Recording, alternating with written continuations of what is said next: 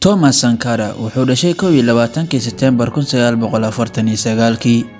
Wuxuu ku dhashay magaalada Yoga dalka Burkina Faso. Thomas Sankara wuxuu ahaa kacdooniste shacab, sidaas oo kale wuxuu ahaa qof taageera fikradda siyaasadda iyo midda dhaqaalaha iyo Marxism. Waxaa sidaas oo kale loo yaqaanaa magac ahaan Africa Jaguar. Burkina Faso waa waddan dhaca waqooyiga Afrika. Dadka ku nool waa 19 milyan. sanado ka hor dalkaasi wuxuu ka mid ahaa dalalka ugu saboolsan caalamka.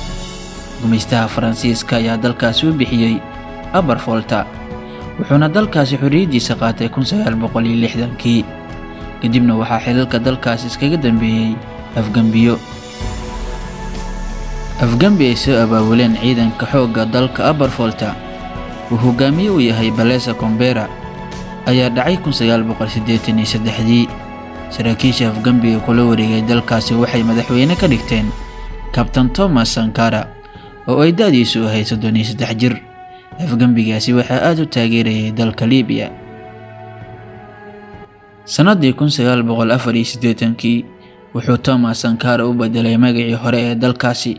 Uu u bixiyay gumeystihii hore ee Faransiiska Upper Volta, isagoo u bixiyay Burkina Faso, taasoo loola jeedo macno ahaan dhulkii dadka sharafta lahaa.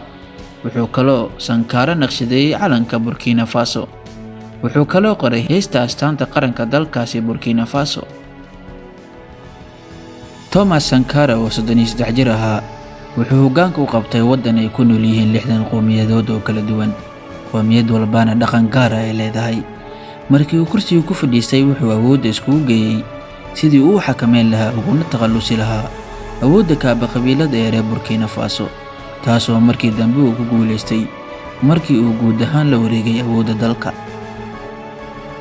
wuxuu diiday inuu bixiyo deentii lagu lahaa waddanka Burkina Faso, deentaasi oo ay ku soo sheegteen wadamada gargaarka u fidiya Burkina Faso, gaar ahaan hay'adda IMF iyo Bankiga Dhexe ee Adduunka. wuxuu aad ugu soo horjeestay gargaarka dalkiisa uga imaanaya dibadda. Thomas Sankara wuxuu la hadlay in badan dalalka Afrika, isagoo kula hadlay kulamada ururka Midowga Afrika, una sheegay inay ka soo horjeestaan marxaladda cusub ee gumeysiga Afrika ee kala dhexeeya ganacsiga reer galbeedka oo dagaal baani ku hayay kobaca dhaqaalaha ee qaaradda Afrika. wuxuu sidaas oo kale ka codsaday dalalka ku yaala qaaradda Afrika inay diidaan bixinta deymaha gumeystaha ku soo sheeganayo, sida World Bank iyo IMF, iyo dowladaha leh garab aan idin siinaynaa ee faragelinta dhaqaale ku haya dalalkooda. Thomas Sankara wuxuu madaxdii Afrika u sheegay inay kheyraadka qaaradda Afrika ay ka faa'iideysanayaan wadamada reer galbeedka, keliyana ay doonayaan inay wiiqaan mar waliba dhaqaalaha Afrika ee kor u soo kacayo, ayagoo gelinaya deymo fara badan oo aysan awoodin inay bixiyaan wadamada ku yaala qaaradda Afrika. Captain Thomas Sankara wuxuu dadkiisa Burkina Faso ugu baaqay inay xoogga saaraan wax soo saarka beeraha oo weligii uu ka haminayay in dalkiisu horumar ku gaarayo. wuxuu bilaabay barnaamijyo kor loogu qaaday heerka waxbarasho, gaar ahaan qorista iyo akhrinta oo ay ku liiteen dadkiisu. wuxuu heer ahaan marayay 85% dadka aan wax akhrin waxna qorin. Thomas Sankara wuxuu gaarsiiyay dadka wax akhrin kara waxna qori kara 73%. dalka Burkina Faso wuxuu ku beeray 10 milyan oo geed ah si looga hortago xaalufinta dhirta iyo nabad guurka.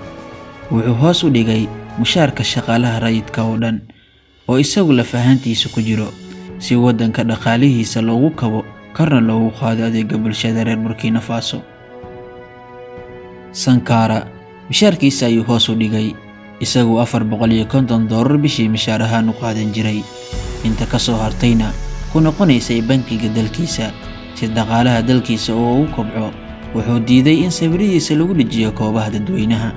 arrintan markii la weydiiyey sababta uusan u doonaynin in sawiradiisa lagu dhijiyo goobaha dadweynaha sida caadada u ah hogaamiyayaasha kale ee qaaradda Afrika, Sankara wuxuu ku jawaabay, waxaa jira 7 milyan oo Thomas Sankara oo kale ah. muddo 4 sano gudahooda Burkina Faso waxay gaartay heer isku filnaansho ah. hagaajinta xaaladda haweenka reer Burkina Faso waxay ka mid ahayd bartilmaameedyadii dhabta ahaa ee Sankara. xukuumaddiisa waxay ahmiyad gaar ah siisay haweenka dalkiisa sidaas oo kale dowladdiisu waxay mamnuucday naafaynta xubinta taranka haweenka iyo guurka qasabka ah. wuxuu dhisay jidad iyo wadooyin tareen kuwaasi oo guud ahaan isku xirayay waddanka oo dhan, isagoo aan wax gargaar weydiisan wadamada dibadda. wuxuu dadkiisa amray inay iskaa wax u qabso dalkooda ku dhisaan. wuxuu iibiyey dhammaan baabuurtii dowladda, gaar ahaan kuwa loo yaqaano Mercedes-ka, kuwaasi oo xilligaasi dalkiisa qaali ka ahaa. wuxuuna ku bedelay gawaarida loo yaqaano Renault, kuwaasi oo xilligaasi dalkiisa raqiis ka ahaa. sidaas oo kale wuxuu dhulkoodii dib ugu soo celiyey shacabkii lahaa dhulka beeraha si ay u shaqaystaan waxna ugu soo saartaan dhulkooda, kuwaasi oo markii horeyba gumaysihii Faransiiska uu ka qaaday dhulkoodii.